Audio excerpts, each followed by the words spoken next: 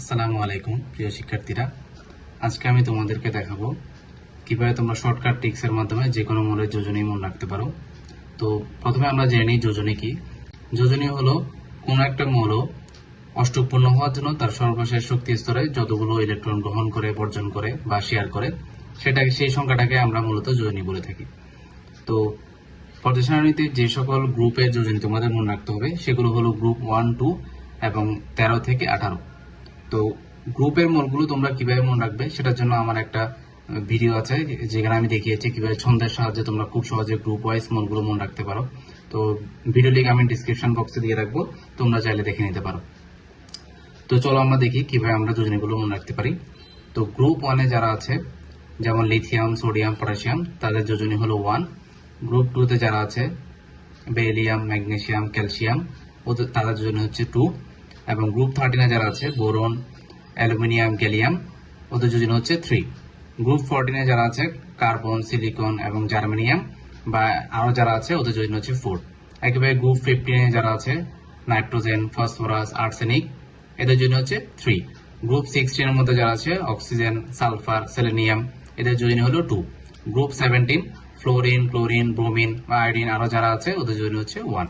এবং গ্রুপ 18 যাদেরকে আমরা নিষ্ক্রিয় গ্রুপ বলে থাকি হিলিয়াম, নিয়ন, আর্গন, ক্রিপ্টন, এদের যোজনী হচ্ছে 0। তো শর্টকাট ট্রিক্সটা হচ্ছে এই সংখ্যাগুলো 1 2 3 4 3 2 1 0। আমরা যদি সিরিয়ালে দেখে থাকি 1 2 3 4 3 2 1 0, তাহলে এই সংখ্যাটা যদি আমরা মনে রাখি তাহলে খুব সহজে কিন্তু আমরা যে কোনো মৌলের যোজনী বের করতে পারবো।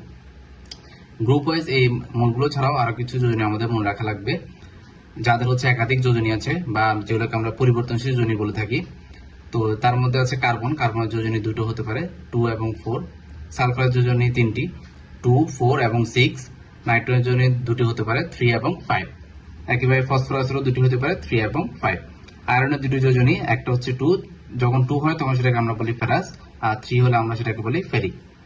কপারের যোজনীও দুটি, যখন 1 হয় তখন সেটাকে আমরা বলি কিউপ্রাস, আর 2 হলে সেটাকে আমরা বলি কিউপ্রিক। লেডের যোজনী দুটি হতে পারে 2 এবং 4। একেবারে টিনের যোজনী হতে পারে দুটো 2 এবং 4। একই সাথে এখন আমরা দেখব কিছু সাধারণ মূলকের যোজনী, এগুলো আমাদের পরীক্ষায় আসে এবং এগুলো আমাদেরকে একটু মনে রাখতে হবে।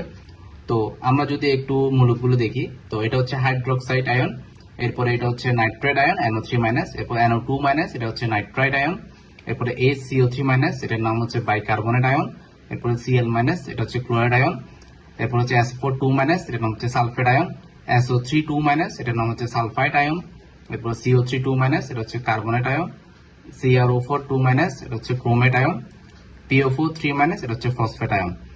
তো আমরা যদি একটু খেয়াল করে দেখি এখানে আমার যে আয়ন সংখ্যা সেটাই কিন্তু মূলত আমার যোজনী নির্দেশ করছে। এখানে আমরা দেখতে পাচ্ছি OH- অর্থাৎ 1- নির্দেশ করছে, সেটা 1। তারপরে নাইট্রেটের মধ্যেও 1- দেখতে পাচ্ছি, এটা যোজনী 1। নাইট্রাইটের মধ্যেও 1-, এটা যোজনী 1। বাইকার্বনেটের মধ্যে 1-, এটা যোজনী 1। ক্লোরাইডের মধ্যেও 1- আছে, এটা যোজনী 1। সালফেটের মধ্যে আমরা দেখতে পাচ্ছি 2-, তাহলে এখানে যেহেতু 2- আছে যোজনী 2। এরপর একই সাথে সালফাইডের মধ্যেও আমরা দেখতে পাচ্ছি 2-, এটা যোজনী 2। কার্বনেটের মধ্যে 2-, যোজনী 2। ক্রোমেটের মধ্যে 2- আছে, যোজনী 2। এবং ফসফেটের মধ্যে আমরা দেখতে পাচ্ছি 3-, তাহলে এটার জন্য হচ্ছে 3। তাহলে এটা মনে রাখার একদম সহজ উপায় হচ্ছে মূলক সমূহের ক্ষেত্রে আমার যে আয়ন সংখ্যা সেটাই কিন্তু যোজনী নির্দেশ করে। এখন অনেকের মনে প্রশ্ন আসতে পারে এখানে মাইনাস কিন্তু যোজনী কেন প্লাস? তো মনে রাখতে হবে যোজনী কিন্তু কখনো ঋণাত্মক হয় না, যোজনী সবসময় ধনাত্মক। তো আশা করি তোমরা বুঝতে পেরেছো। যদি ভিডিওটি ভালো লাগে থাকে অবশ্যই আমার চ্যানেলটা সাবস্ক্রাইব করে দিবে। ধন্যবাদ। আসসালামু আলাইকুম।